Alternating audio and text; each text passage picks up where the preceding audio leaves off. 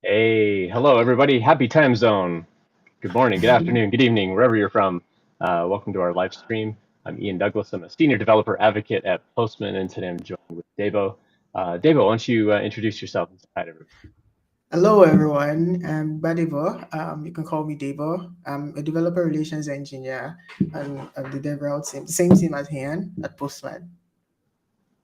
Awesome. Well, if you're hanging out and chat with us today, definitely say hello. We've got some big news to kind of announce and go through today. We'll go through in case you missed it, as we typically do in our live stream. And today we're going to do what we call a blindfold challenge. And we decided I was going to let Debo try to find something to get me to work on for change. I'm usually on the other side, challenging someone else to build something in Postman. Today, Debo's give me a challenge. So we're excited to kind of go through that. Thing here. All right, so yeah, drop a hello in chat. We got Jesse in YouTube from Coventry. That's awesome. I think my dad was born in Coventry way back in the day. Awesome. So yeah, drop a hello. Let us know where you're from. If you're on Twitch, on YouTube, or on LinkedIn, feel free to drop a comment. Let us know where you're at. Dive in. So we'd like to start our live streams with something called In Case You Missed It. So I'm going to share my screen here. Last week, Arlemy shared.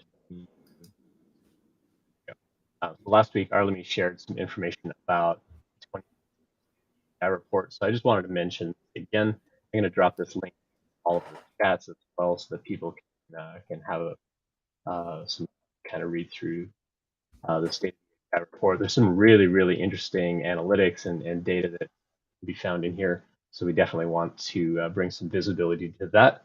Another thing that we've recently added in the Postman application, if you work on a documentation, is we've added better drag and drop support for images. Now, if you want to put screenshots or any sort of imagery inside your documentation in Postman, we make it really easy to drag and drop, size, and so on. Definitely go check out our blog for that. And if you haven't been paying attention to what we've had on Twitter the last several days, we got some really exciting news today.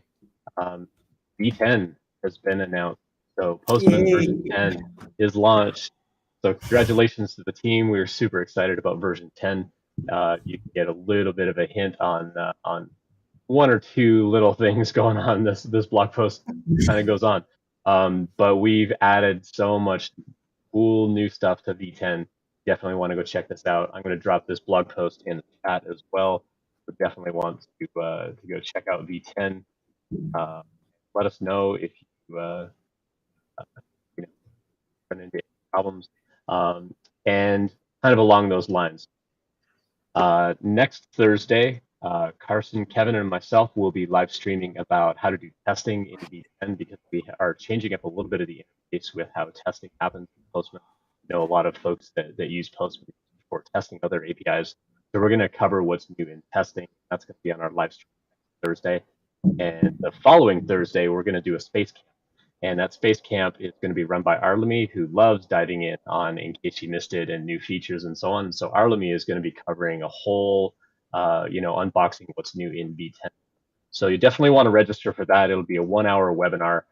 That one will need registration in order to get to, and everyone will already have fun using that. In fact, if you want to interact with Arlemy live, talk about V10, the that are going to impact your team, you'll definitely want to definitely.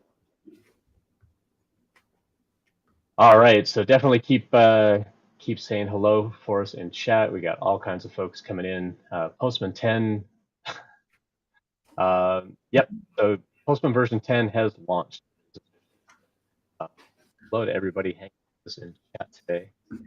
All right, so that's pretty much it for in case you missed it. I know it's really, really big news, but we were really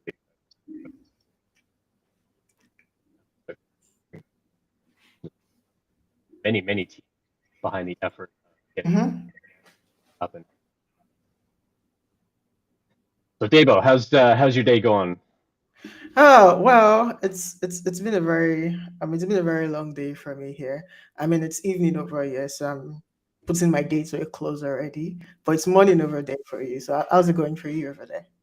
I mean, it's been a great morning so far. We got lots of exciting stuff happening today, so I'm looking forward to diving it on. And for today's blindfold challenge, I will be using V9 of the desktop because V10 just came out. So Yeah. I haven't downloaded yet. I've got like beta versions downloaded, uh, but I'm gonna use the version 9 desktop version today.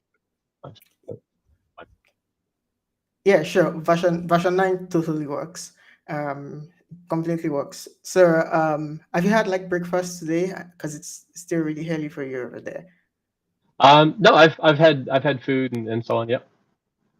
Uh well, it's good that you've not had breakfast because we'll be making you breakfast today and you'd be the chef while I'm All going right. to be the assistant chef. I don't know what your culinary skills are, but do you cook? I like to cook. I actually really like to cook. Well, that makes it very much easier for us because the Okay. first thing you'd be doing is listing 10 items from either your refrigerator or your kitchen that is sufficient enough for us to make 3 meals. So we can make it 12 items, probably 4 items. It could be a spice, it could be really anything that's sufficient for us to make Okay. 3 meals. So we'll be making you breakfast, we'll be making you lunch, and we'll be making you dinner on All today's right. blindfold challenge. So today's blindfold challenge. Somehow we're going to use Postman to cook a bunch of food.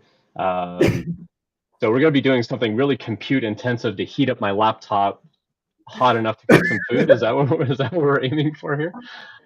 Well, Cool. we could take that approach, but your laptop is not going to survive it. So I'd Awesome. want the laptop to leave it more longer. But then, if you're in the chat and you also know how to cook, you could tell us what you want Ian to cook today, and we could see if Ian can get to like look at stuff he has at home and he's able to cook that with Postman with us today. Yeah, that'd So, be awesome. I'm going to be sharing my screen. I'd like Okay. us to make this very interactive. So while you're Sure. listing the item, I'll be putting them on like a sticker note on a Jamboard so people can see as you're listing it, and we're going to like categorize those items.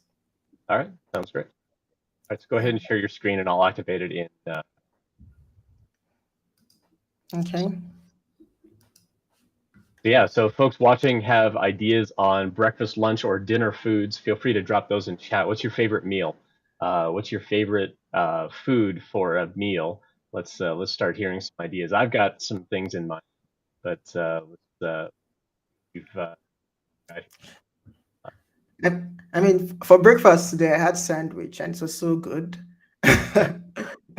And I'm not exactly sure I have a favorite meal. I mean, I like so much. There are different foods that I might consider my favorite, but one thing I think I take very often recently is fruit parfaits, and they're just so nice because I love the yogurt. And then I take cornflakes, but then people would argue that cornflakes isn't food. But then I mean, I grew up eating a lot of cornflakes. Cornflakes was my dad's favorite cereal in the morning, so he would just get this big mountain bowl of cornflakes and well, my conflict consumption has reduced recently because I started cooking more often. I usually do not like to be in the kitchen. Okay. But recently, I've been more intentional about going into the kitchen to cook. So I've been consuming less of cereals and actually cooking because I spend a lot of money on ordering food and stuff. Yeah. But Well, yeah, I can learn. Yeah, please go ahead. I was going to say we've had some good ideas so far. So Willie Geertz says baked beans with sausage. We got ramen with chicken. We got let's see, we got some curry. I mean, all those Hmm. sound amazing. I love some good curry as well. Yeah, All yeah. right, So here, let's share yeah. your So screen and we'll start adding some stuff here. Can you zoom in on this quite a bit so that people can see what you got going on? is it clearer now? Yeah, this should be fine. Yep. Yeah. Okay. So why not go ahead and list some of the things you have in your kitchen or All your right, so refrigerator? we're talking just ingredients here.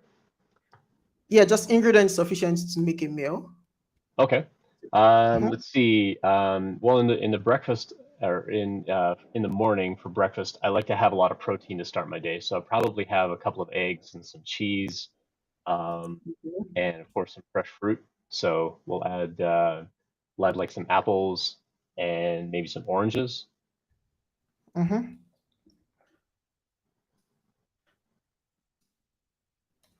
Oranges.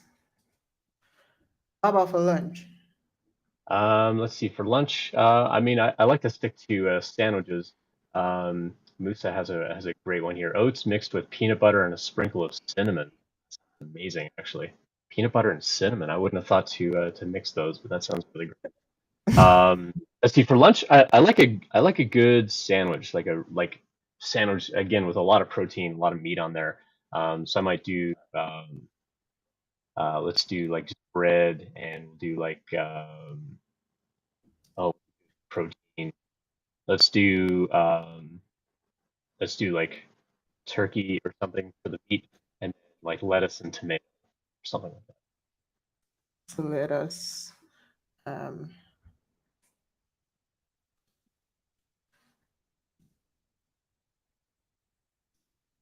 yeah. So we have one, two, three. We have 11 items. Can you add one more to make it 12? Yeah. So for dinner, let's go with a more vegetarian option, and let's go for Mhm. something like a tofu or something. I think we could mix some of this other stuff up and use tofu. And, Sorry, come again. let's do tofu. I do not know what that is. How is it spelled? Tofu. It's TOFU. It's TAFU. soybean. It's a soybean mixture. Oh, nice. So just that.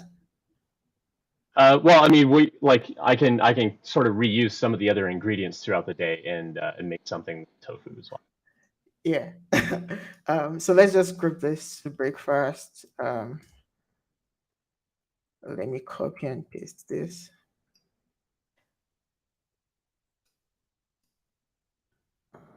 Lunch. So, are we going to use these ingredients just one time, or can we reuse these ingredients for Yeah, multiple we meals? yeah we can reuse this ingredient for multiple Okay. meal. All I right. mean, people could suggest what they want us to do in the comment section. It doesn't necessarily have to be. People could have amazing ideas that we haven't actually like thought of. All right. Sounds good. So if there are ways in which you think we could mix these ingredients to make some other things, you could put it in the chat and we'd go through it and see if we could actually use that to come up with something. Sounds good. But yeah, we wouldn't be using any pots or any form of eats today. We'd be doing all of our cooking on Postman, and All hopefully right. Postman doesn't doesn't get too hot. Well, Um, somebody was suggesting earlier. I think Willie was suggesting earlier. I should just mine some Bitcoin on my laptop. That'll definitely overheat it and be hot enough to cook some food at that point. yeah. So oats, peanuts, butter, cinnamon, and bread for lunch. Then Sure. is turkey also for lunch or for dinner? Um, well, I probably wouldn't mix all that stuff with turkey. So we'll do the turkey for dinner. Maybe we'll do Mhm. like a salad or something with yeah with turkey and lettuce, tomato, and cube up. So So lettuce, tomato, we'll just add all the and rest. All right. tofu. So we have to figure out how we are going to use Postman for all of these things. All right. I could yes, I could stop sharing my screen now, so you could take over the screen sharing, Okay. and I have this, so I could just list them out whenever you need them. All right. So I got a workspace set up for the blindfold challenge. So I'm going to go ahead and hide chat for a little while. I will bring up chat messages if something comes up, just for the sake of people seeing my better. Keep that. All right. So how are we going to get started here, Debo? Yeah. So we're going to be using something called Spoonacular. Um, I think you might want to look that up so we know what Spoonacular is. Okay. I don't know what it is myself, but we'll find out. Vernacular looks like they have an API. Is there, Mm-hmm. let's see, team for, there we go, team for Spoonacular. They haven't made their work public though, so I'm not sure if they have a public. Yeah, let me pull it Um, here. So it looks like they have a food API. Um, mm-hmm.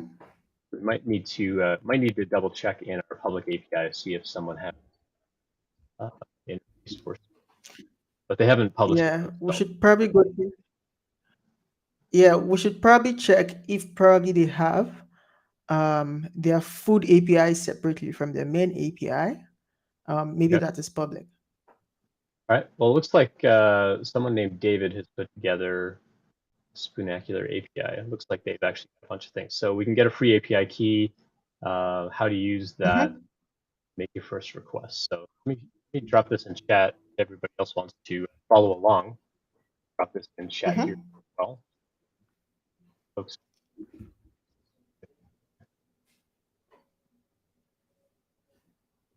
I dropped it. So folks want to click Yeah. on the links, they can follow along. So I think maybe I'll try this one.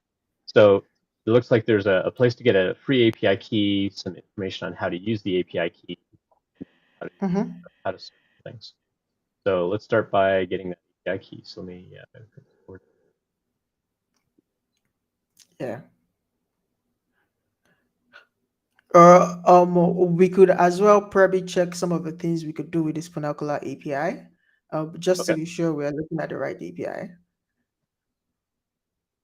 Uh, okay. Their food API specifically. Well, it looks like I have to make an account first. So let me start by Mhm. logging in or by registering an account. So Douglas at postman.com, and this off screen for a second. Well, password.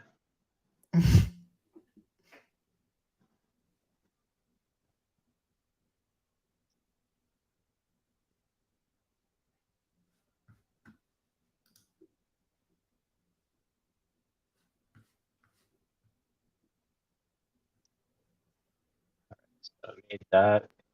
Check email.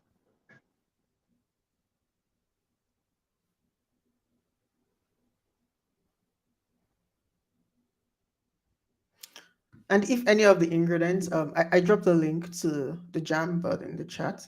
If any of the ingredients listed here can make your favorite meal, please let us know.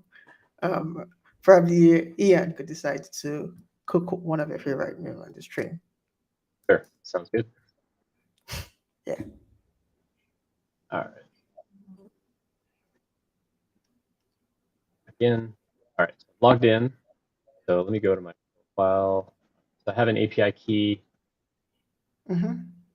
So it looks like I can't have to show the API key in order to copy it. Yes. All right, so I'm logged in. I've got an API key. Now we need to go see like how do we actually use that computer Mm-hmm. docs, the documentation page. Like, Yeah.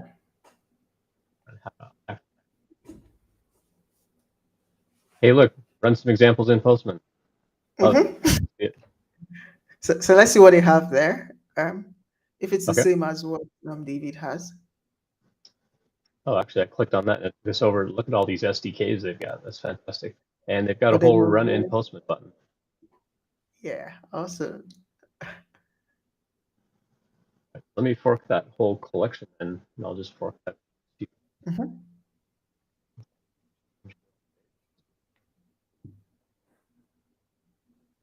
Go back over to here. it's taken a moment to do that fork, so Mm-hmm. uh, here. So I'll leave this screen over here. There it goes. All right, so it looks like it forked over okay. So, Yeah. all right, so we've got our documentation. Actually, awesome. All right, so Oh. we got nutrition, recipe, food API. We got all kinds of information in here. So, Mm-hmm. all right, where do we need to go? I like to, It looks like they've got a ton of recipes on their API. yeah, for sure. All right, so we need to set up authorization. So the folder's using an Mm-hmm. authorization helper from a collection called Spoonacular. Uh,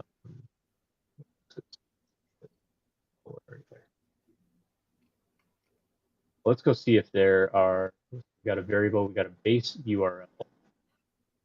Um, Okay, here we are. oh, So it's they already have set an the API. API key. I just have to paste Yeah. in that API and so on. So what I'm going to do is I'm actually going to go build an environment so I can keep my API secret.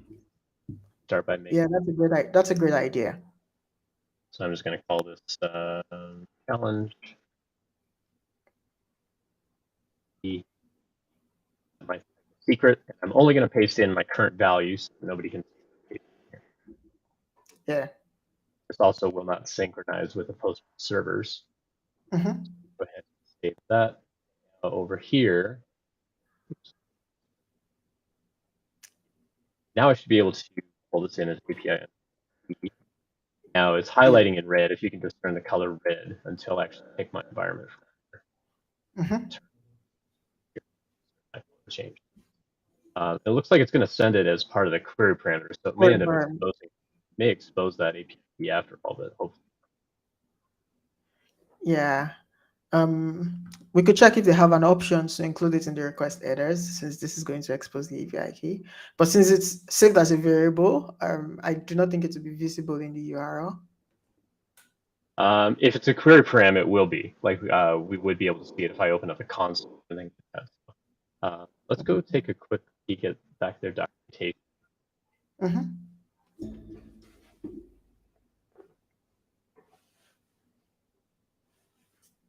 Discover your API key. You can put it in the request as a query parameter. Okay. So it looks like it has to Okay. go in the query parameter all the time. It That's can kind also of be a disappointing. request header. Oh, there we go. Oh, request The header last as line. XAP. Yeah. Yep.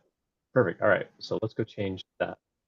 So in the collection here, authorization. Um, so we have the choice here being in a header or a query parameter, but a key needed to be changed Mm-hmm. to key as a header. All right. So now we'll Yes. send that over as a header.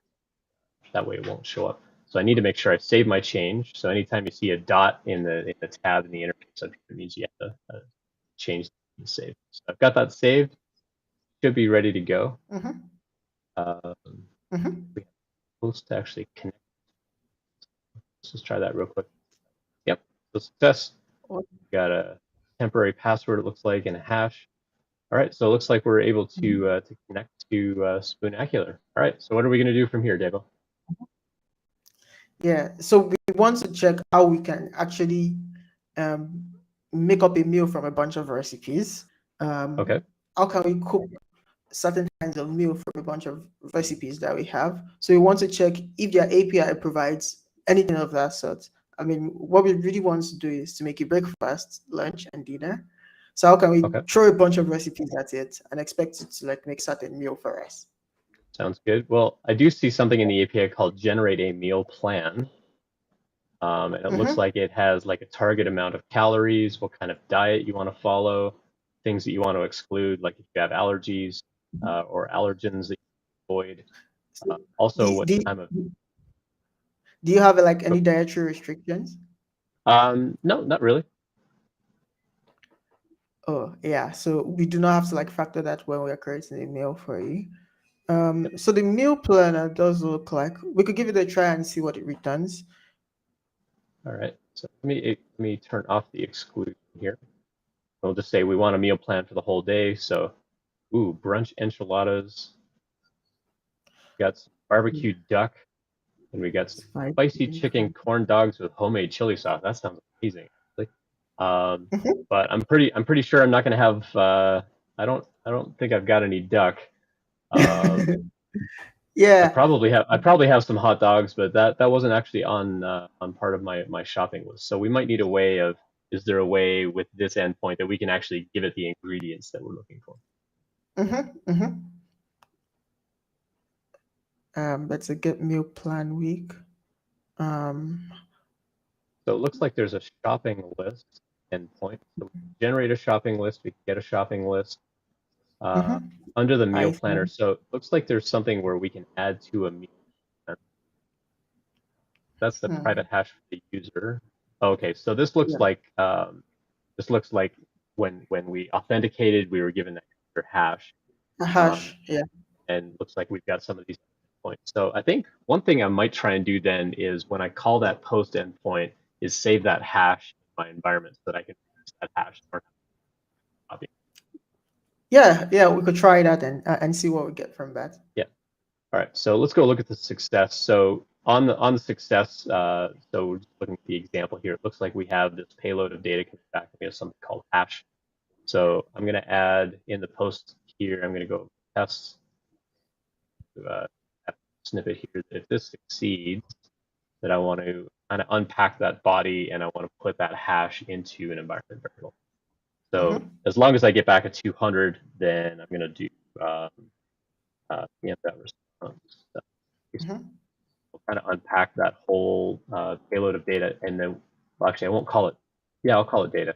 And then we know that we have something called data hash Hmm. to actually get that hash value. So what I want to do here is I want to say pm.environment.set. I'm going to call this something like user hash.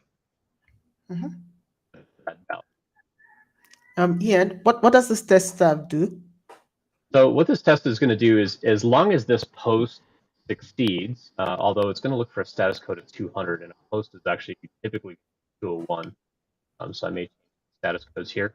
But Hmm. these tests will actually stop processing as soon as any line of it fails. So if I don't get a 201, it's not going to do the remaining code. Hmm. Otherwise, what it's going to do is it's going to say, okay, take whatever payload of data comes back. I'm presuming it's JSON format, because when we look at these examples here, this looks like it's coming back as a JSON table. Hmm. So it's going to unpack all of that into a variable called data. So Hmm. of it. And then what we're going to say from there is I expect that that has an attribute called hash. Actually, if Hmm. I can, yeah. Um, Yeah. Yeah. and That's so really interesting. I'm gonna grab that attribute and I'm gonna save it in my environment. So up here I've got my environment challenge, and Hmm. what it's gonna do is it's gonna write that as a new variable in my environment called user underscore hash. I'm gonna set it to Hmm. that. So if I send this over, if that works properly, then if I come back over here and actually look at my challenge environment, we should see a new variable show up called user hash, and it should be. Yeah. Let me send that over. So we got a success. We got that hash value here. And if I come back up and look at my environment, it looks like it didn't actually save that in the environment. Yeah. Looks like it didn't save. Oh, I didn't save the work before I actually sent it over. Oh. Yeah. No, that also didn't. Double check here. No, it did not add that. So let's go back and debug what happened in the test code here. Hmm. Because we did get a hash value back. Hmm. Uh, so I'm going to do a console log my data. Hmm. And my nameplate, unfortunately, is covering up some of what I'm doing. But right under my name here in the Postman interface, find the console. So if I open up the console, go look at that post operation, I actually don't see that it console logged out. So if we look at the test results here, we can see that the test actually fails. Something failed in that result. And we can actually see here that that post operation is actually sending it back to 200. Yeah. So So that's I. part of the problem here. My test code was looking for a 201. Typically, a post would be Mhm. looking for 201. So because this line failed, it didn't Just set that back to Yeah. 100. Yeah. Just as you mentioned the other time, but if any line fails, it just ignores the rest of the Yeah, things in well, the code. yep. So if I run that now, I can see here that my test result was 1 of 1. So that looks like that Mhm. passed. Back up here, this now. Now we see our user has it. Yeah, now it's All saved. right. So now we can use that in other calls. So for example, when we're looking at this meal plan, for example, if we Mm-hmm. send over that hash, now I can pull in user hash, Mm-hmm. pull that in. All right. So it looks like this is adding to a meal plan, but I don't think this is quite what we want to do. I don't think we want to add something to the meal plan. So not this. Mm-hmm. So we need to be able to probably create a meal plan and add our own recipes. It should generate meals based on the recipes we give it, not just Okay. generate random meals that do not contain our own recipes. So we might as well peruse other parts of like the API to see. I see. And Okay. So it looks like there's a meal plan template. There's mhm. also a shopping list, get a shopping list or generate a shopping list, Hmm. um, where we What can does the add, and shopping list do? well, this looks like we can add things to a shopping list. Um, Um, is it possible? Probably we could hatch a shopping list and create a meal plan from a shopping list. I don't know if that's possible. what we'll probably, let me just look through this real quick, and then I may look Mm-hmm. through some of the documents. So it looks like we've got uh, items, products, ingredients. So there is a recipe thing here where we can search recipes, but I Mm-hmm. didn't see a way to add a recipe to a meal. Yeah. So But there's a that, search recipe by ingredients somewhere. yeah, so we can search That's by recipes by default. ingredients, and it looks like we can maybe give it a list of ingredients here. Uh, Mm-hmm. but what I'm curious about before I get into that is, can we add a recipe to a meal planner? Because I don't see a way to add a recipe to a meal plan. Yeah. And it looks like we should be able to generate meals based on what we want to consume. Right. So it looks like in the post operation here, if we go over to the body, oh, okay, here we go. So we can add to a meal plan, or yeah, we can actually just give it a list of, Of ingredients from the it's a post request, so it has a request body. yeah. Interesting. So it looks like we need to give it a date. We'll have to go look at some of the documentation to see what some of these values are. Mm-hmm. So like what slot and position, things like that mean. But then it looks like, yeah, we can give it a list of ingredients where we can pass in the name of those ingredients. Um, Yeah. and then see maybe it can give us back. Mm-hmm. So I'm going to go look at the documentation real quick to see what date, Mm-hmm. slot, and position. Mm-hmm. So here, documentation page. All right. So this was the meal plan. Ingredients, products, menu, meal planning. All right. So working with the meal plan. All right. So let's see. We pass the username and hash. We already got the hash value. Mm-hmm. If you want to create a meal planner, you can use. Mm-hmm. Connect user. So now that you can use the meal, your app can do the following. You can offer existing meal plans by Mm-hmm. type, or you can let the user add recipes, products, or simple foods, add a meal plan. Now Mm-hmm. that we have a meal plan, you can generate a shopping list. Okay, so it looks like we want the add to plan. And this is what we were seeing here. So we have the slot and the position. Let's go find out here. Yeah. So the date is the timestamp of the day the item should be added to. So we'll need to figure out the sort of the epoch timestamp of like the day. Slot is either Yeah. 1, 2, or 3 for breakfast, lunch, dinner. Okay, makes sense. And then position. So it looks like we're gonna have to call this method 3 times, one for each meal. Yeah. The position is the order of the slot. So it only gives one meal as a response. It doesn't give like an array of meals.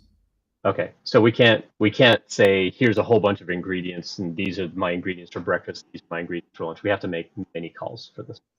Okay.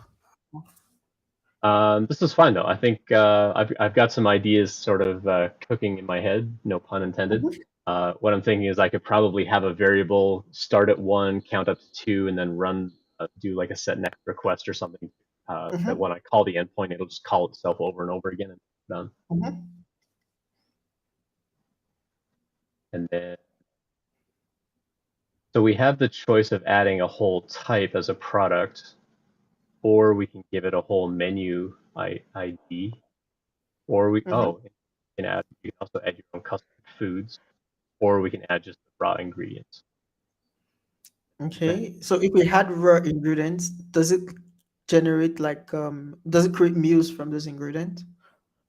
That's a good question.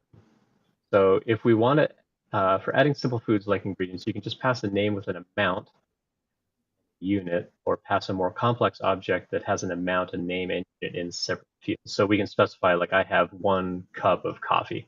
So I could specify I've got 10 ounces of turkey and 20 ounces of tofu. Mhm.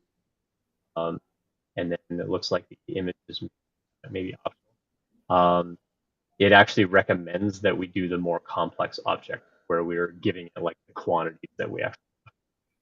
Mhm. Uh, Alternatively, you can add all the items of a meal plan template. Use meal plan. So it looks like we may have to start a meal plan template first and add these things to that, but I don't see anything in here where when we do that post operation, that we actually have to give it a meal plan template ID. So I think we'll just Mhm. start. Let's just try adding some ingredients. Oh, you can add multiple items with 1 request. So this is how we can add breakfast and lunch. So it looks like we can pass an array where we Marie. give that object for each one. So it Mhm. looks like we can do this all in one shot. And instead Yeah. of making multiple requests, we can just go. This is why we Mhm. read documentation. Otherwise, we'd have done more work than we needed to. All Yeah. right, so Yeah. it looks like I can build an array of these things. Uh, Mhm.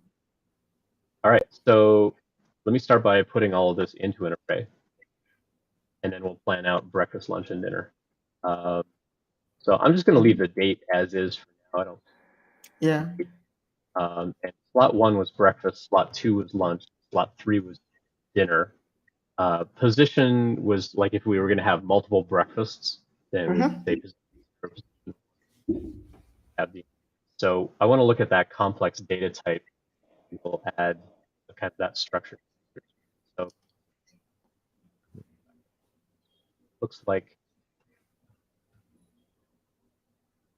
so instead of just 1 banana, Mhm. where we give it the.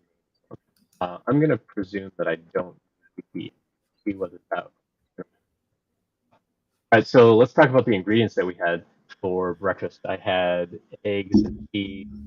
What were some of those? Mhm. You had eggs, cheese. You had apples and oranges as well. All right, So just so those 4 ingredients. I'm gonna put a link in the chat if anyone wants to take a look. okay. Um, or how to do that as eggs as a unit. See what that would work. So I had eggs, I had cheese. Um, cheese. Mhm. Oh, you know what? I think there was yeah. I think doing the name where I just say like 1. I think it might make more sense Yeah. that I don't need that complex one for something like yeah. that. And I think I'll do the same for the apples and the oranges. Apple. Yeah. Okay, so that should take care of breakfast. And want to do Mhm. the same thing. If other folks have ideas around how we can build up some lunch and so on, feel free to drop that in chat as we work. All right. So So what did we have for the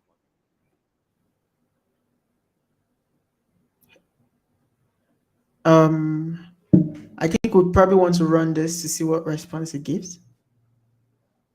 okay? Well, I was actually going to add the ingredients for lunch and Okay, Should I okay, run okay, over? okay. Yeah, let's do that. Oh, yeah. Okay. So for lunch, we have oats, we have peanut butter, um, we have So, cinnamon, and we have okay. bread. All right. So I'm gonna do the complex type for each of those. I think Mhm. Yeah, we can say two oats. We can. a little more. Yeah. So for say that we've got I've got 10 ounces of oat. Hmm. Had peanut butter, cinnamon, butter, And bread. 6 ounces of peanut butter, bread, pieces, Hmm. pieces of bread, and then we had one other ingredient. It was cinnamon. Yes, cinnamon. Uh, I'll leave that just as the name. Hmm. Right, and then we had one more meal, which is going to be dinner. So I got to make sure that I increase that slot number each time. So add dinner. Hmm. It's going to be 3 for So dinner. for dinner, we have turkey, we have lettuce, we have tomato, and tofu. Lettuce, um, a tomato. I'm going to add a quantity like proper Yeah. tomatoes. I'll say like a, and we had tofu. Tofu. I will do Yeah, the same as tofu. well.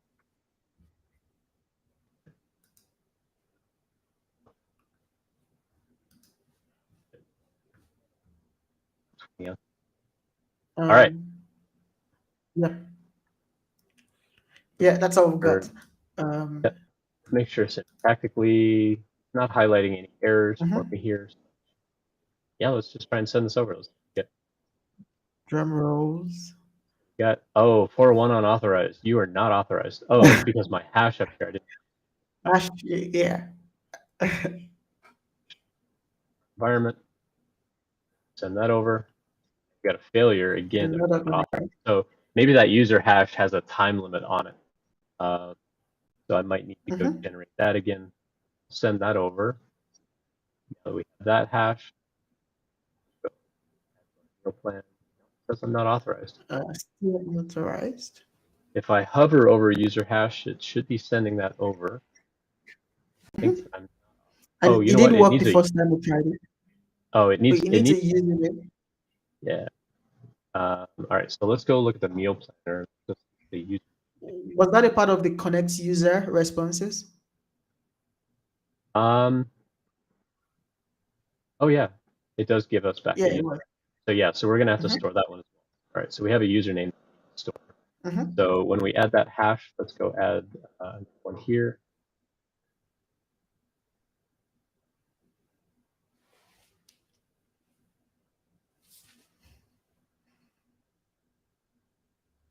Have that in there. Now, in this other endpoint, it looks like this is coming in as a path parameter. So we Mhm. can do that as a params here as well. Param. We can Yeah. grab that user underscore. Now it didn't, it's highlighting in red saying it's unresolved because we haven't run the other post endpoint yet to actually get actually get that. So we need to go run the connect again. If I go look at my environment, now I can see that it's stored that username. So Mhm. now if I come back and add those ingredients to my meal plan, we got a success and we got a meal plan ID. ID. Yeah. So now it looks like we need to actually go fetch that meal plan ID. New plan. The um, actually what we're doing. So how do we actually get we clear The the meal plan generate a from the ID. Um, so we generate a meal by the username. so we've Is added a that meal that a plan. that a template ID? Like it just calls it ID. So we need to figure out how. from the documentation. Now that we have, How do we fetch the meal plan that has that specific ID? yeah, so let's go look through the documentation again. Meal planning. So we get a, There's get meal plan day, get meal plan week. so the meal plan day. Oh, we have to actually pass in the date. The So dates, I think yeah. we have to know the date that we passed in. When we did the body over here, we passed it a date, and it looks like in order to go fetch that meal plan, instead of We using have the to, ID value, we actually just say like based on that date, go give me that meal plan. It would be a lot more convenient if we could pass in the ID value that we got back instead of the date. Just want to check the documentation to see if there's a way to get ID. Meal. So we generated a meal plan. Well, it wasn't that in. So,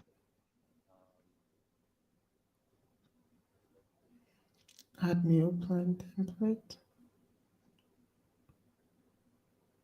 That ID should have a specific use case. yeah, We you would just have. think so. So we added to the meal plan. Like this is what we got back, or this is what we sent them. Um, so let's take a look at.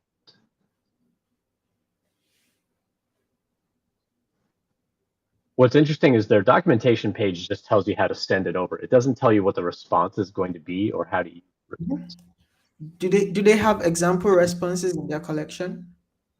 Um, Yeah, I think yeah, they do. well, they do, but it actually doesn't even show you that you get an ID value back. So Oh, they don't really tell you what you need to do with it from there. So I think we need to know what this date is going to be. So what I might do in here is try to figure out like what the date is, and then have JavaScript for that, what we call an yeah. epoch time. And so I'm gonna set date be today's date, and I'm a way to convert that in JavaScript, and I always forget how to do everything in JavaScript. So JavaScript Yeah. convert I also have to Google that date every time. to epoch. I think it's something like dates time. Oh, we can actually just do new Dates date time. and then get time. Okay, so new Yeah. date. All right, so we'll say set date string, set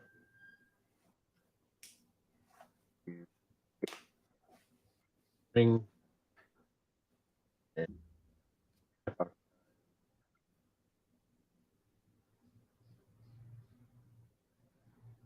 Even senior developers got to look up documentation. All right, so let's console Everyone. log our epoch time just to make sure that we're logged that properly. I'm gonna go open my console again, and sure enough, yep, we see our epoch time. Now it looks like that epoch time is really long, which tells me this epoch time is including milliseconds, and it doesn't look like that endpoint was expecting milliseconds. So what I Yeah. should probably do here is divide this by By 1,000 just to get rid of 1000. milliseconds, and then I'm gonna store that in environment variable, that variable in the body. I might have to go pick that up. So let's do dot in. Let's call this build date.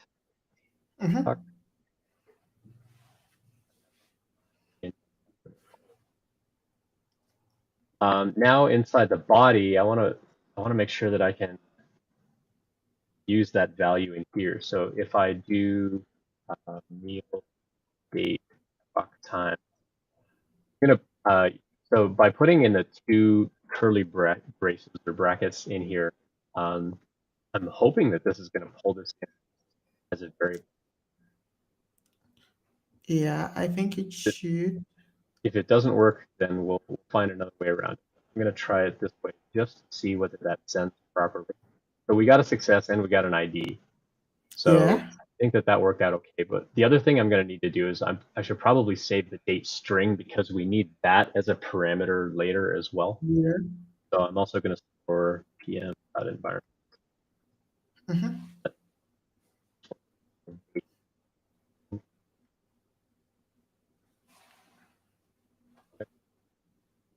Mm-hmm. I'm going to send that over. So now in our environment, we have the date string, we have the date epoch time, and that date epoch time passed over properly.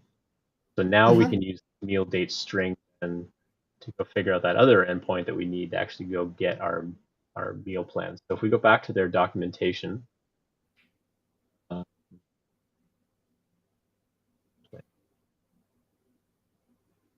generate get the meal plan template. Mm-hmm. What's the other endpoint? Shopping list, meal.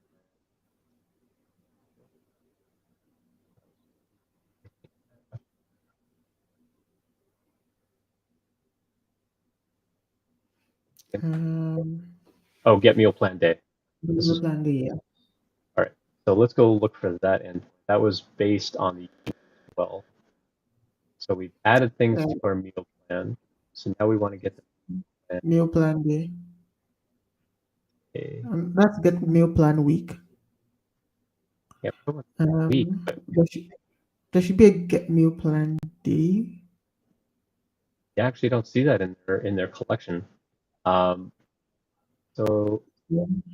it looks like the URL. So this one has the username and the week. Their Week. documentation has the username and then a day. Day. So I think Yeah. I can just convert this one. So what I'm going to do is I'm actually going to duplicate this Okay. one. Mm-hmm. I'm just going to call this. I'm just going to alter what we have here. So Week day. day, day 8. So the dates format looks like it's year, month, and day.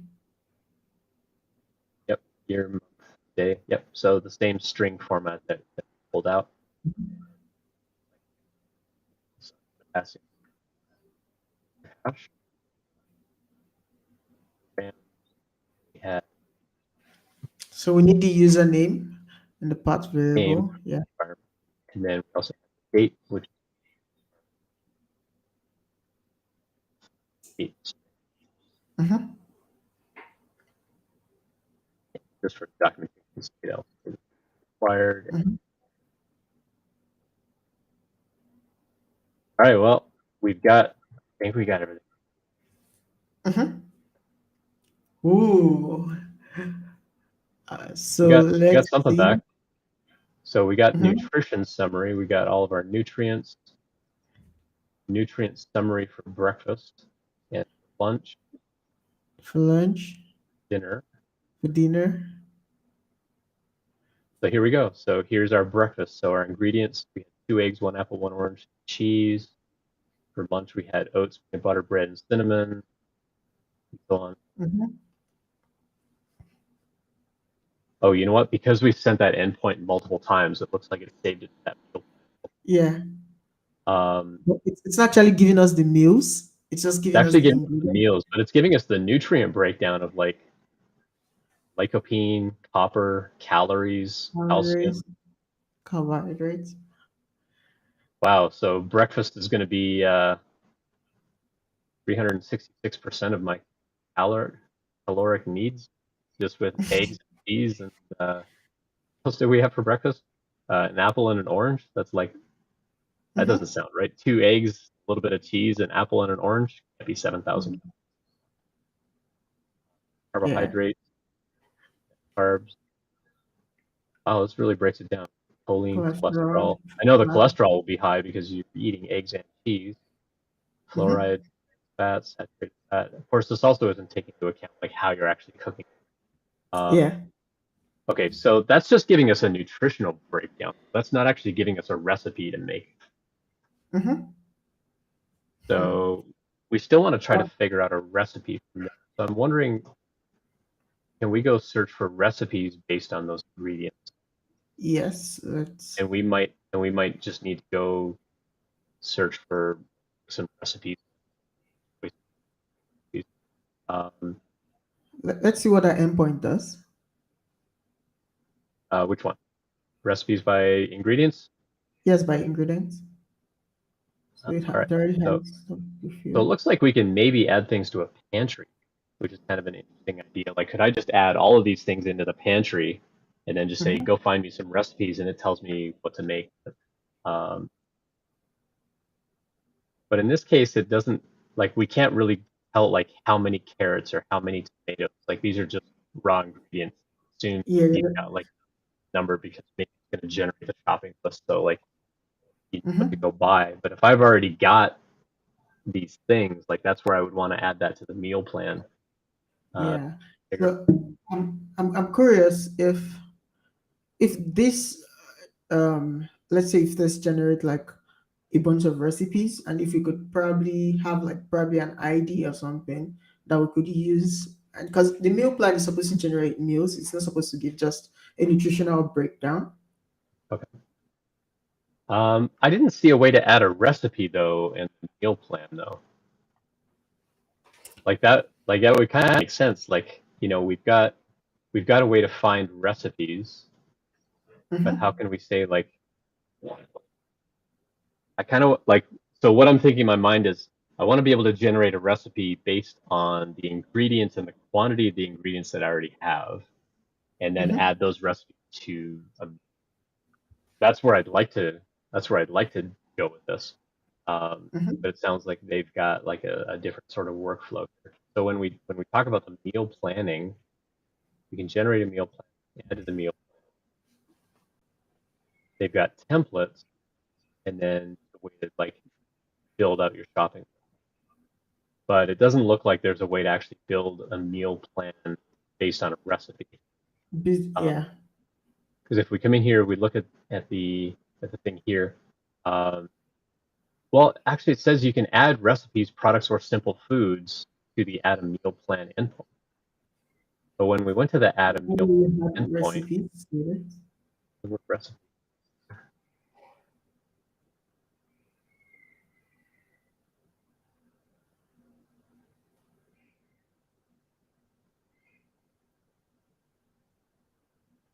you know, what's interesting is they're capturing the Control F search on the page. Can't even tell can't even tell Chrome to like search this recipe. Um, so it looks like we can pass in ingredients. Oh, here we Mm-hmm. go. This has actually Type has a recipe recipe. with a recipe ID. Okay, so How do we get the now we recipe ID? so it looks like if we search for the recipe by ingredients, we can get a recipe ID back. Recipe ID. So if I Yeah. extend this over, we get a recipe ID, Mm-hmm. and then we can maybe store those recipe IDs, but we have to sort of manually pick a recipe. But again, the uh, the recipes here are just based on just raw ingredients of unlimited quantity. Like there's no way to say Mm-hmm. I've got one apple, one orange, two eggs, 4 ounces Yeah. of cheese. But what I I just think, have what I Yeah, but what I okay, think is if we throw all of the ingredients we want to use to make breakfast, for example, and we throw it okay. at this, and it tells us the possible recipes we can make from these ingredients, we can go ahead and take that recipe ID and put it in the meal planner and then specify that we have 2 eggs, one tomatoes, 4 ounces of cheese, and stuffs like that. So for searching, we cannot specify how many eggs we have, but then it gives us an idea of the recipes we can make from it. And when we But have it an idea of what we want to eat, we can use that recipe ID and put it in the meal planner and actually give that the specific units of what we have, and it comes up with something. but what it looks like on the meal planner though is we either give it a recipe or we give it the ingredients and the quantities. Oh, Like it so doesn't seem we, like we can do both. Like it doesn't seem that we can say use this recipe, but with these quantities of the ingredients. Like when we put in the recipe, we have to tell it how many servings of that recipe, and then mhm, it's going to tell us the quantity. I think that in like mhm, shopping, which is fine. So we'll play with this. So I put in my eggs, cheese, apples, and oranges, and I'm just going to say give me back one recipe. Let's see if we can find one recipe with these. So apple and potato frittata. So apple it's and also asking for potatoes, carrots, and things like that that we did not add to our ingredients. So it doesn't look like there's a way that mhm, we can limit like these are the only ingredients to use. I think it's going to find recipes that have additional seasoning and whatever, because I'm not adding like salt and pepper, sugar, things like that in here. Mm-hmm. So it Yeah. looks like we're going to need a little bit of flexibility on that, what we're Mm-hmm. actually. Yeah. Uh, so let me just so things. Yeah, so I think this will be fine. I think if we just give it the list of ingredients, we can just say go look through the results that come back. Maybe pick Mm-hmm. one of the random uh, recipe IDs back, because this is also telling us like which ingredients we don't have. Yeah. Uh, and it also tells us how many of our ingredients we could actually use. That was actually used. Yeah. Yeah, so that would be interesting too. I wonder if we told it to search for more of these, could we have something analyze and say, like, go find a recipe where it's using all four of those ingredients? Uh, Mm. but I think for now, so we're going to need a way to pass or to call this endpoint multiple times and Mm-hmm. add these recipes to our meal plan, like grab our. Yeah. Um, So although, go ahead. yeah, so I think that's what we'd have to like do since we can really specify that it should make use of the exact amount of recipes we give it and not add anything additional or deduct anything from these Oh, recipes. as far as well, but with the ingredients, it's going to be really hard though, because these recipes, for example, they're going to say, in this case, it was like carrots and potatoes and so on, but celery. But I'm wondering if it's also going to think that we're missing things like tablespoons of oil and vinegar and things like that. Mhm. Uh, I'm also curious as to where they get this data from. Is it like it's a search engine that just goes online and searches for recipes that have that ingredient and then these are returns? this is probably their own recipe, probably their own recipe base. Mm-hmm. So like, yeah, in this case, it needs like 8 eggs. Uh, Oh, so like, this that's a is. lot of eggs to consume for one person for breakfast. Yeah, well, this would be making like multiple. So let me collapse some of these things. So it's even telling us like which of our ingredients we did not use, and then just how many likes it got. But it doesn't tell us like, this is how many people it's going to serve. Like making this Mm-hmm. recipe is going to serve 6 people. Well, if it's 8 eggs and a bunch of other things, it's probably going to serve like 4 to 6 people. Um, Mm-hmm. so it doesn't break it down by number of servings, but Mm-hmm. it is at least gonna tell us like you need this many ingredients and we missed this many ingredients. But unless we're adding in like the salt and the pepper and the oil and the butter and the sugar and like all the stuff, we're probably not going to find an exact match. Yeah. So this might be like there's a parameter in here called pantry. So it could be something where if you go in and just maintain a pantry, which Mm-hmm. is where you just store all of your food, just keep listing in here. I have 5 pounds of sugar and I've got a pound of salt and I have, Mm-hmm. this spice and that spice, this seasoning, this kind of cheese and that kind of cheese. Then if you tell it like, don't ignore my pantry, just go, you know, um, go find, then maybe find better recipes. Now there is a ranking whether to maximize used ingredients or minimize missing ingredients first. So we could set this to 2, so it'll try to minimize the missing ingredients. Then again, like Yes. egg, cheese, apple, and orange, like we're not going to find many recipes for that other than like a couple of hard-boiled eggs, a few slices of cheese, the actual Mm-hmm. piece of fruit. That Mm-hmm. would be a recipe I would put together, but that's probably not a recipe that anyone's going to think of. Yeah. You know, Yeah. And it's obviously going to have like it's obviously going to need an additional ingredients for us to be able to make like anything out of it. right? So let's try 2 recipes. I want to try changing that ranking as well, just to see if that finds Mm-hmm. anything. So where deviled egg. So in this case, it used 2 of the ingredients, and it's only missing one ingredient. One So in this ingredient. case, we were missing some ham because it's ham, uh, but otherwise it was. eggs, which you hard boil. And Mm-hmm. now in this case, I just said cheese, and so it assumed that I had cream cheese. Yes. But if I've got cheddar cheese, then that's not going to work out very well. And then it tells me the apples. What's interesting here is it said that I didn't use two of the ingredients, but up here, oh no, I guess that was the difference Yeah, here. you use two of the Missing, ingredients, so just there's one. used and unused. Yeah. Uh, so that was the first recipe. The second one, bunny eggs kids breakfast. So again, it's using two of the ingredients, missing two other ingredients. So in this case, it's looking for bacon and berries. So Mm-hmm. yeah, I don't think we're going to find exact matches based on the Yeah. things that No, I've. I think we'd have to like be a bit flexible with it. Rather than looking for an exact match, we can look for a close match that you might want to have for like breakfast and lunch, and we just go ahead and use that instead. Yeah. So I think I'll leave these parameters kind of as is. So really what we want to do is we want to call this endpoint for each of the lists of food that we had. Then we want to add those to the meal plan and then call our meal plan for them. Mm-hmm. That's where we want. So we got about 20 minutes or so left here. So what I'm thinking I might do is I'm going to duplicate some of these and put them into like a separate folder. Um, Mm-hmm. so I'm just going to create here meal plan. And what I'm going to do is I'm going to duplicate these other calls and put them in. So Mm-hmm. first thing we're going to use user. So I'm going to use that Move that. selection Yeah. and add our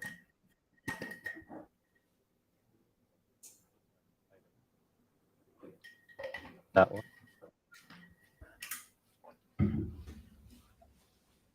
And then our recipe endpoint ingredients. Well, Mm-hmm. so we know that we have to do things in this order. We have to connect in order to get those things. We're Yeah. add. We're going Add to find our said. recipes. We're going to find our recipes, Mm-hmm. and we're going to add those to our meal plan, and then we actually want to fetch the meal plan at that point. So I Mm-hmm. need that other point. There's a meal planner. We get a meal day. We Yeah. get that one. Well, all right. So now these are all of the endpoints that we need, and we could actually do this as a collection. Uh, Mm-hmm. so what I'm going to do, we already know that this endpoint is going to work, and it's going to put those couple of things, what we need. Uh, I got to go PCR.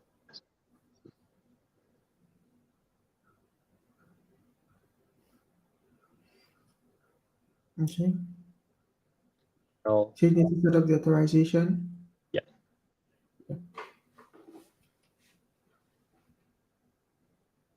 Mm-hmm.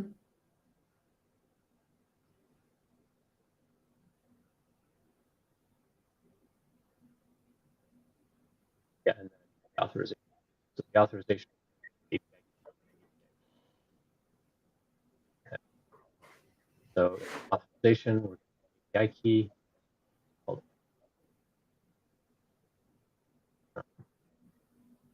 variable, Mm-hmm. or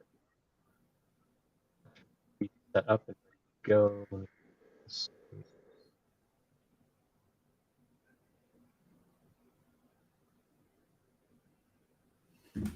Okay, so we have our post, and then we're going to search the recipe. So what I might do in here is I might set up a pre-request script where we set up the fields. Um, Mm-hmm.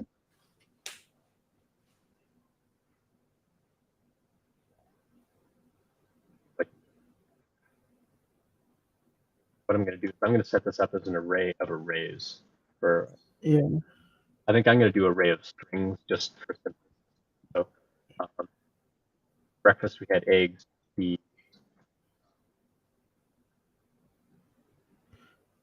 Since it's an array of strings, do you need to nest arrays?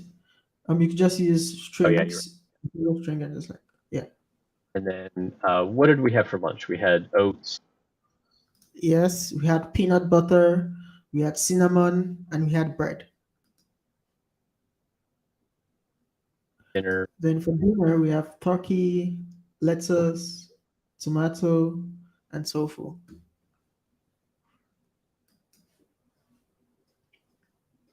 Those would be our meals or our meal ingredients. So now what we want to do is we want to have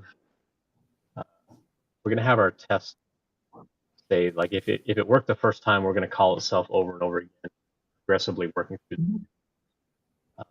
I want to that if this works, so I'm just using snippets here in Postman. All this. Yeah, the snippets they come in really handy.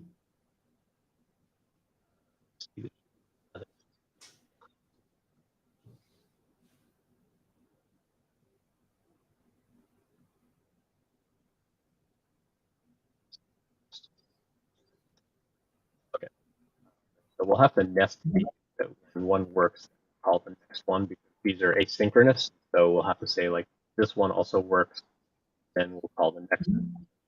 Uh, just um,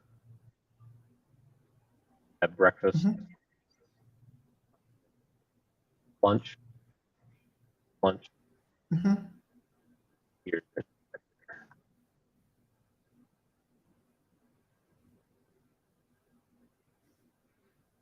Comment these out now. Mhm. Run the request and so on. Uh, so the first one that we're going to do here, we have our mealing. So I'm Mhm. going to pass that in as a string here. Set this variable Mhm. ingredients. Let's set this to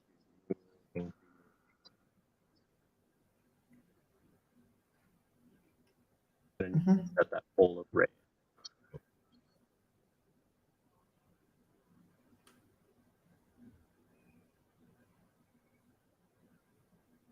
Now, when we put a complex data structure in a Postman variable like this, uh, we have to serialize it. Uh, Okay. we have to parse it and stringify my link. Just that way, it'll Mhm. turn that array of strings into a single string to English actually training. bring Postman memory, and then Yeah. our test parse that. Mhm. Uh,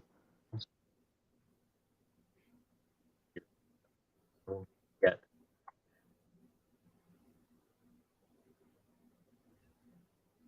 get on have to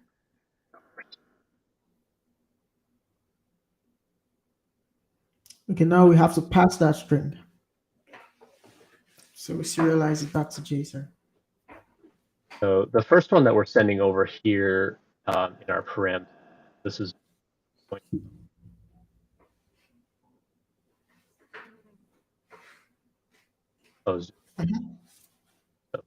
be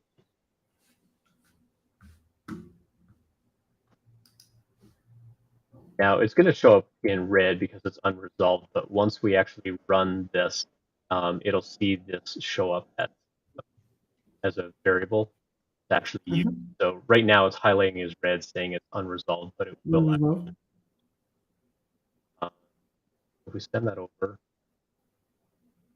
yeah, our test did pass and we did get one thing back. So now we can go grab that. Yeah. So we are but getting an the array of objects, and in that first object, we have a test. evidence is still unresolved. Yeah, even though it's still unresolved. Well, it says it's unresolved, but the way that Postman works is anything that's in the pre-request script executes, then it makes the request. And Mhm. so by making the variable here, we're actually Mhm. creating this variable, and then we call the actual request. And The at that point, the request. variable will resolve. But right now, Mhm. hovering over it, it looks like it doesn't resolve, but it will actually resolve when we actually. So Okay. when we look at the response that came back, we do see that apple potato frittata that we found earlier, where it had the apple and the egg, and I think the cream Mhm. cheese, but it didn't have like the potato. Yeah, so we'll still be okay. Um, Yeah. so in the test code here, we have to unpack our data. So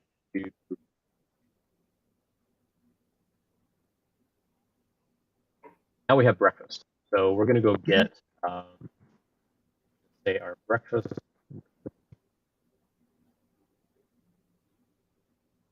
recipe is going to be equal to Mhm. data element 0 because we're getting an array of these things back, and we just want to grab the first object. So we're going to grab this first object, and from inside of here, we should have An that is ID. breakfast. Yeah.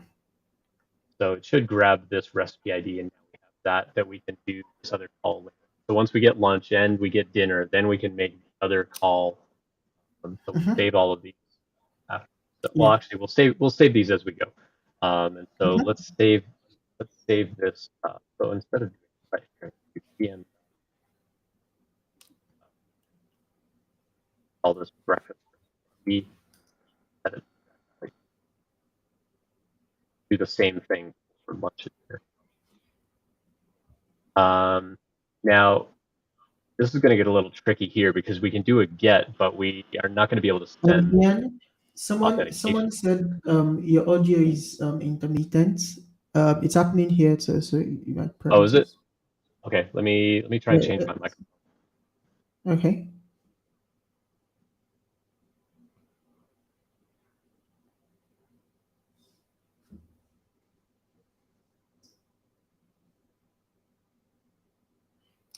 We can hear you. You can't hear me at all? Oh yeah, it's much better now. Oh, is it better? Okay, Yeah, awesome. much Well, better. thanks. Thank you, Jesse, for letting us know. Appreciate that. All Mhm. right. Yeah, I don't see the audio bar moving, so hopefully y'all can still hear me. If Yeah, not, I I'll can hear you. run again. Is it okay now? Yeah, much clearer now. Okay. All right, cool. All right, so we're saving that breakfast recipe ID. What we want to make sure that when we make this next call, I can definitely pull in this whole get request and rebuild this. But one of the things that we can't really do is set the authorization header because that header also has to go out in these subsequent calls. So one thing that we Mhm. could do is just copy this thing over and over again, but we can actually set the header in here. I just need to go look up that documentation. So when we do a Postman send request add header, Mhm. there's a way that we can do this in the when we actually call the JavaScript. Mhm. Header Um, request. Oh, pm.request.headers.add. So, it is a wait. pad. So it looks like we need to build a pm.request and then we can do the headers.add from there. It is a Okay. pad. So this is actually gonna build the whole request. We actually need to figure out how to do this as part of that request. So we'll need to go figure out how to do Mhm. pm.request. Hmm. Probably might have Let's something on the see. learning center. That's not what I want. All right, so Postman documentation.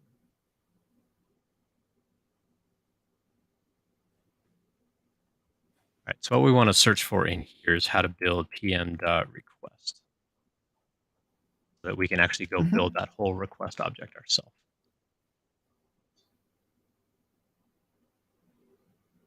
And request. All right, so we have pm.request.url, pm.request.headers, and so on. So it looks like we are going to be able to sort of build this manually ourselves, which I think is what we're going to need to do here Mhm. in order to make this request, because we Yeah. do have to send that authorization header as we work here. Mhm. Yeah.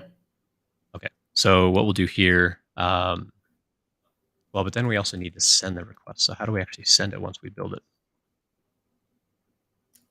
So I'm thinking, instead of like making a request from within Vest There, environment, um, pm.request.send. How do we actually send the request once we build that request? um, Body, certificate, ID, name, proxy URL. But then how do we yeah, actually can you hear send me? that?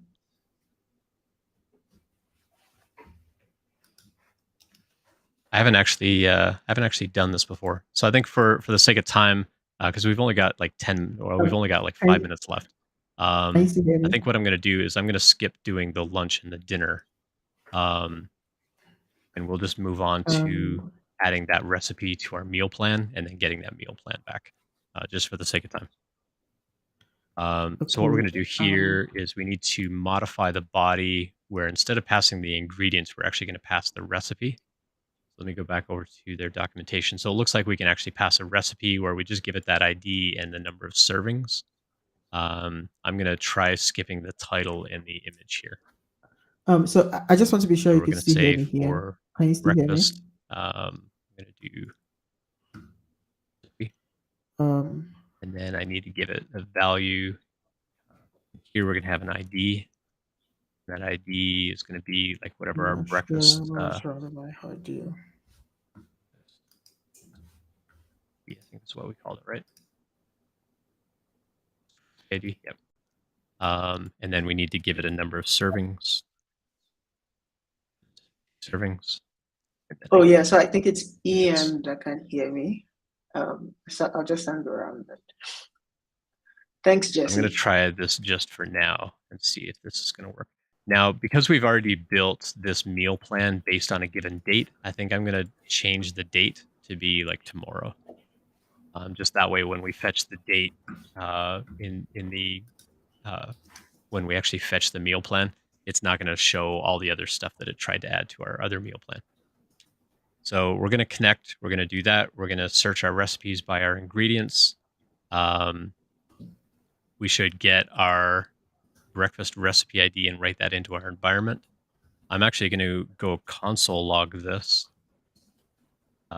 just to make sure that we get that value back. So that was data 0.id.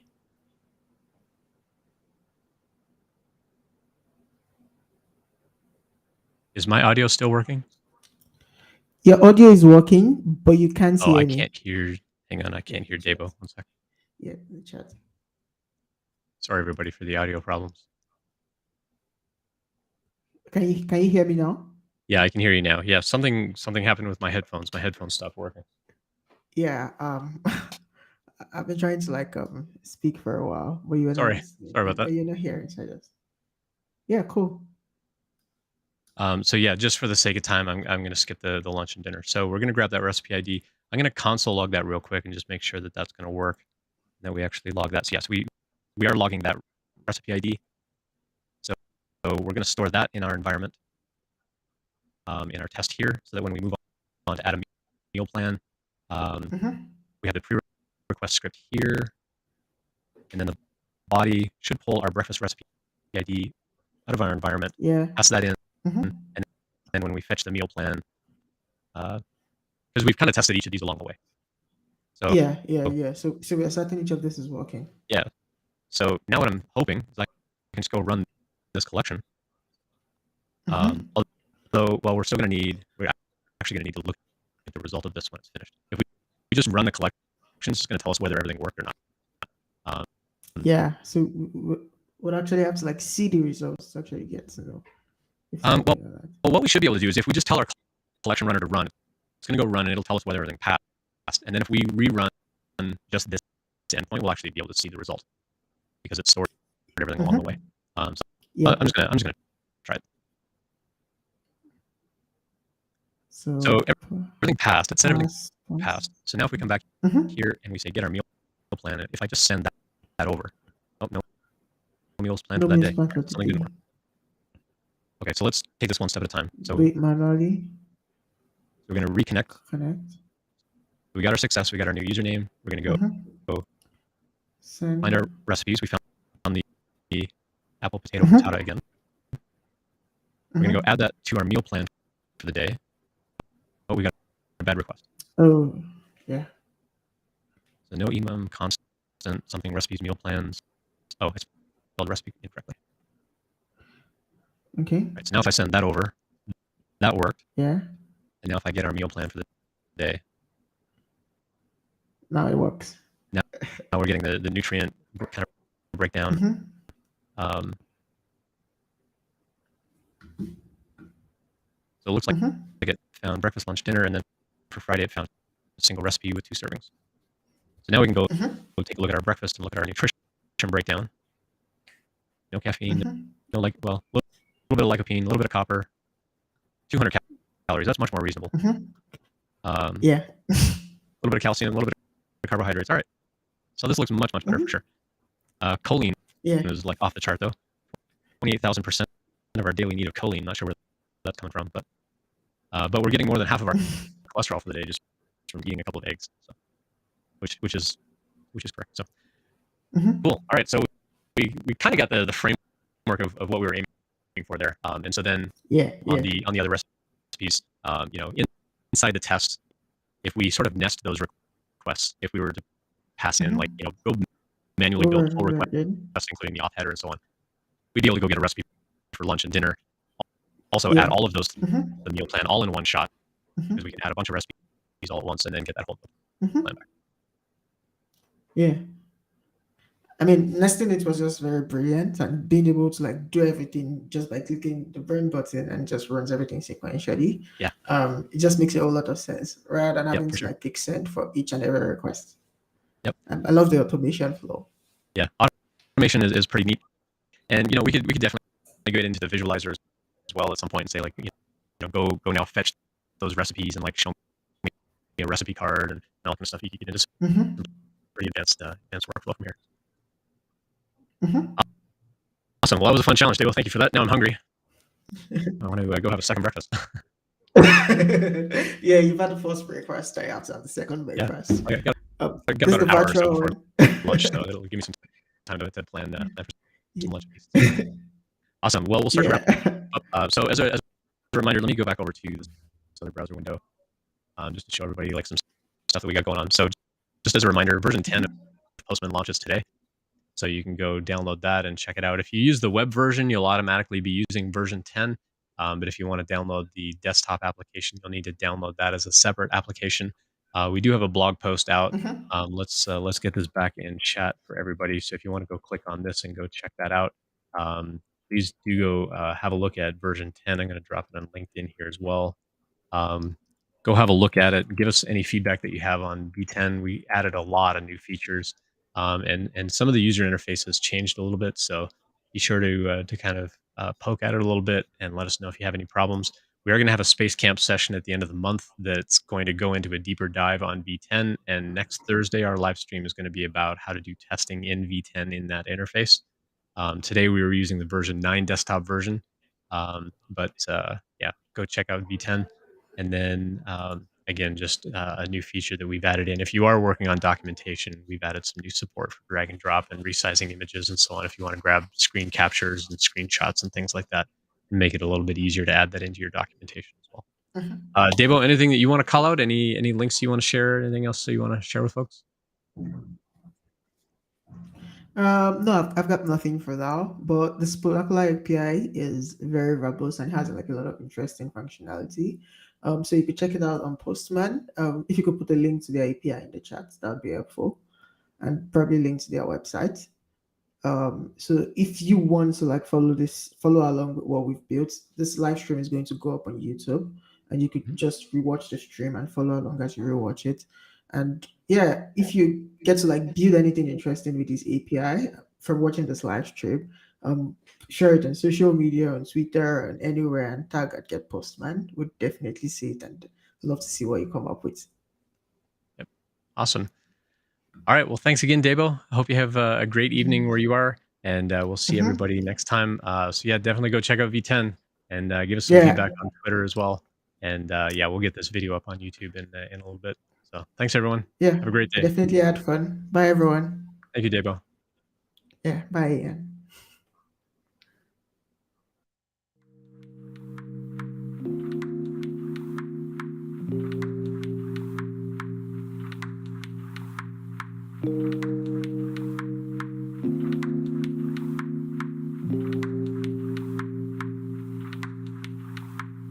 Thank you.